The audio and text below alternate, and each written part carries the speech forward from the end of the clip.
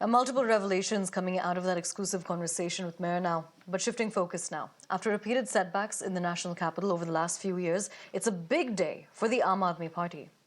3 days after it reserved its order, the Supreme Court has finally granted bail to the former Delhi Deputy Chief Minister and Aam Aadmi Party leader Manish Sisodia in both the Enforcement Directorate and the CBI cases related to the excise policy. The top court cited delays in trial as the primary reason for granting bail to the former Deputy Delhi CM.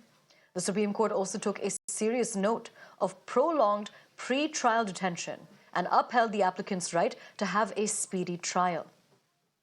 The bench, headed by Justices B.R. Gavai and K.V. Vishwanathan, directed Sisodia to furnish a bail bond of 10 lakhs with 2 sureties, surrender his passport, and report to the police station every Monday before the investigating officer.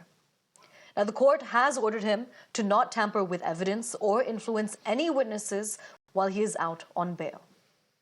Sisodia has spent 17 months behind bars in the Tihar jail. The Aam Aadmi Party leader was arrested by the CBI on the 26th of February last year in connection with the alleged irregularities in the formulation and implementation of the now scrapped Delhi excise policy.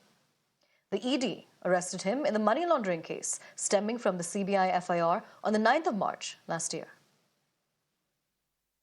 ये लगता है कि ED का जो जांच की प्रक्रिया है उस पे भी सवाल उठाए। उन्होंने कहा है कि जब आपके पास दस्तावेज मौजूद है तो टेम्परिंग का कोई मतलब नहीं बनता। अगर इतने दिनों तक जो है आप इनको इनकार्सेशन में रखे हैं, इनको जेल में रखा है और ये जो है बेल के प्रिंसिपल के खिलाफ है, चाहे वो ईडी का केस हो, चाहे सेक्शन 45 हो, वो जो कार्डिनल रूल है बेल का वो जो है वो लागू होता है। और इस बात को ध्यान में रखते हुए कि ऑलरेडी जो है 17 महीने का जो है जेल ऑलरेडी मनीष सिसोदिया जी काट चुके हैं, तो सुप्रीम कोर्ट ने ईडी के तमाम दलीलों को खारिज करते हुए मनीष सिसोदिया जी को बेल ग्रांट किया है। और Meanwhile, celebrations erupted among Aam Aadmi Party members after the Supreme Court granted bail to Sisodia. Delhi Minister Atishi, while speaking about Manish Sisodia, broke down during the event, while Sanjay Singh called the verdict granting bail to Manish Sisodia a victory of the truth. एक झूठे case में फंसाकर jail में रखा गया। आज का दिन भारत के इतिहास में, भारत की शिक्षा व्यवस्था के इतिहास में जाएगा कि उस शिक्षा क्रांति के जनक की आज बेल हुई, आज सच्चाई की जीत हुई, शिक्षा की जीत हुई, दिल्ली के बच्चों की जीत हुई। 17 महीने दिल्ली के उन बच्चों ने, जिनके लिए एक नई उम्मीद, एक नया सपना गढ़ा मनीष सिसोदिया ने, उन परिवारों को, बच्चों को आईआईटी में, मेडिकल में सेलेक्ट करवा करके एक नई राह दिखाई। उस उम्मीद को कुचलने के लिए षड्यंत्र करके बिना तथ्य के, बिना सबूत के जिस तरह से 17 महीने मनीष सिसोदिया जी को जेल में रखा गया, वो इस बात का सबूत है कि भारतीय जनता पार्टी और भारतीय जनता पार्टी की केंद्र की सरकार, देश के माननीय प्रधानमंत्री इस देश के अंदर शिक्षा में बदलाव की उम्मीद की जो राह है उसे कुचलना चाहते थे। कि ये सत्य की जीत हुई है और मैंने जैसा पहले से कहा कि इस मामले में कोई भी तथ्य, कोई भी सत्यता नहीं थी।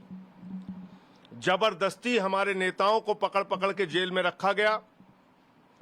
मनीष सिसोदिया जी को 17 महीने तक जेल में रखा गया। क्या भारत के प्रधानमंत्री उनके जीवन के इन 17 महीनों का हिसाब देंगे?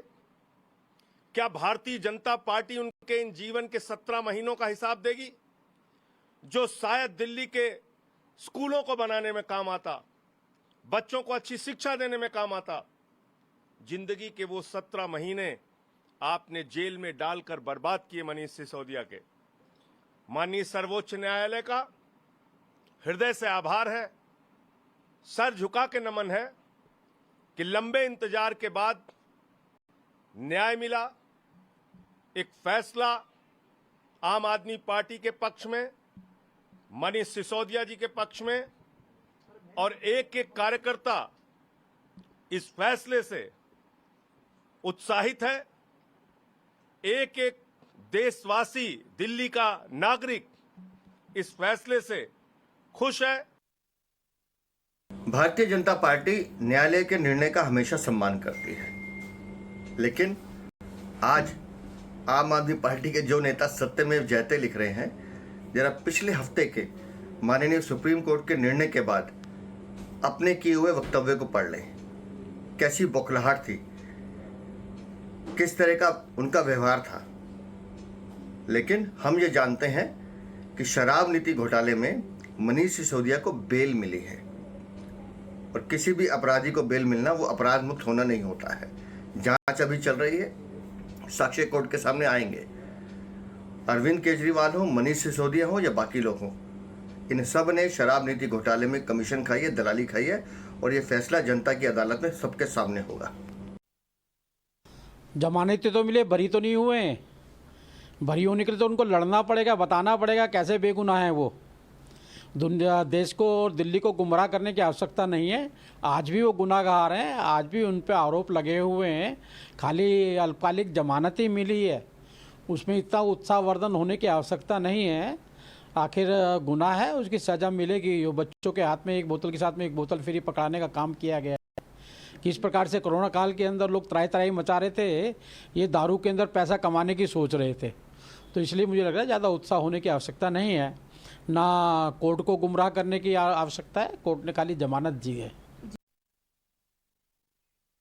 Crossing over to my colleague Tejashree, who joins us now. Tejashree, when are we going to be seeing Manish Sisodia walk out of jail? Well, as soon as all the formalities are over, the bail bonds are furnished. After that, it will also be going to Tihar jail. There, the signature and other formalities will be done. Post that, he will be released. He will be walking out of the Tihar jail. But now, important over here is that this all procedure will be taking today's time, and we are expecting him that he could walk out today evening. And if it gets late, then there is a slight possibility that he could also walk out tomorrow morning out of Tihar jail. Certainly, it will be the most awaited moment for Aam Aadmi Party and its leaders, because yes, Manish Sisodia has been in jail since more than 17 months, and now when he will be walking out of jail, he will be also free to hold any post, to go to the Delhi Secretariat, to also come to the party office, to hold political rallies, meeting, conferences, number one. Number two, we'll have to see that if he also retains again the position of as the Deputy Chief Minister, because yes, he was a Deputy Chief Minister earlier, and now party is also giving a slight hint that they will be wanting that Manish Sisodia should again retake the position of Deputy Chief Minister of the national capital. Number two. Number three, what important over here to notice that the kind of arguments that the kind of remarks made by the court to the agencies, and then they have also made it clear that he can hold meetings, he can go to the secretariat.